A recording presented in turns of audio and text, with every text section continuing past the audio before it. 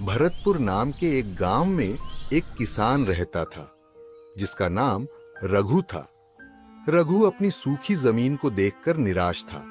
बारिश नहीं हो रही थी और फसलें उगने से पहले ही मर जाती थीं। उसकी सारी मेहनत बेकार जा रही थी। हे भगवान, मैं और कितनी बार हार मानूं? क्या मेरी जमीन फिर से हरी भरी नहीं होगी? मेरी फसल अब पहले के जैसी हरी भरी क्यों नहीं होती है? न जाने किसकी नजर लग गई है मेरे खेतों को। नजर तो मेरी किस्मत को लग गई है जो शादी करके तुम्हारे घर आई हूँ। सोचा था अच्छी फसल होगी तो नई साड़ी खरीदूंगी और चांदी की पायल भी खरीदूंगी, लेकिन तुम्हारे खेत को देखकर तो ऐसा लगता है कि दिन के 2 बार का खाना मिल जाए वह भी काफी है। अरे भाग्यवान, क्यों जी छोटा कर रही हो?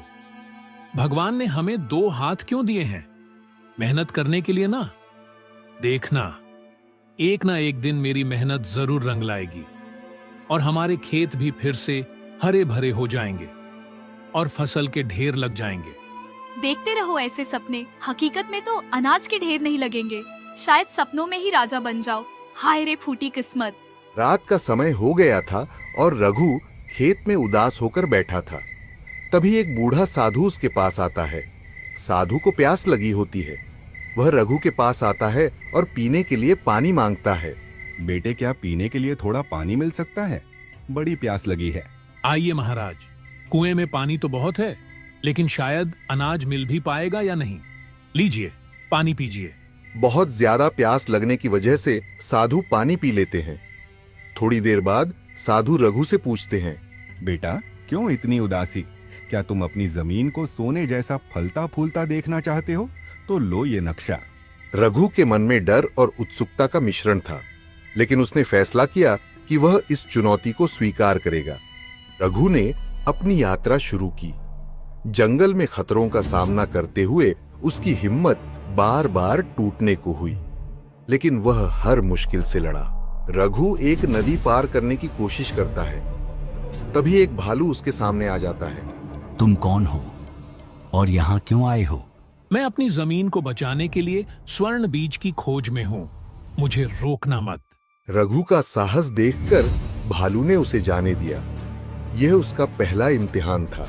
रघु एक चमकती हुई गुफा में प्रवेश करता है। वहां एक सुनहरा पेड़ होता है जिसके नीचे एक छोटा सा बीज रखा होता है।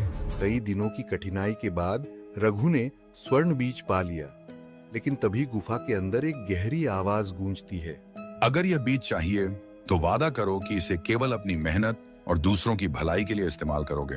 मैं वादा करता हूँ कि यह बीज मेरे खेत और मेरे गांव को खुशहाल बनाने के लिए होगा। थोड़ी देर बाद आवाज गायब हो जाती है। रघु बीज लेकर घर लौट आता है। रघु अपने खेत में बीज लगाता है और उसकी देखभाल करता है। बारिश होती है और खेत फिर से हरे भरे हो जाते हैं। रघु, देखो, हमारी जमीन फिर से जिंदा हो गई है। ये तो किसी चमत्कार से कम नहीं। गौरी, यह मेहनत और विश्वास का फल है। रघु की मेहनत और साहस ने उसका जीवन बदल दिया। उसने न केवल अपने खेत को हरा भरा किया, बल्कि पूरे गांव को बीज देकर सभी को खुशहाल बनाया। रघु की यह कहानी बताती है कि सच्चा चमत्कार हमारी मेहनत और विश्वास में छुपा होता है।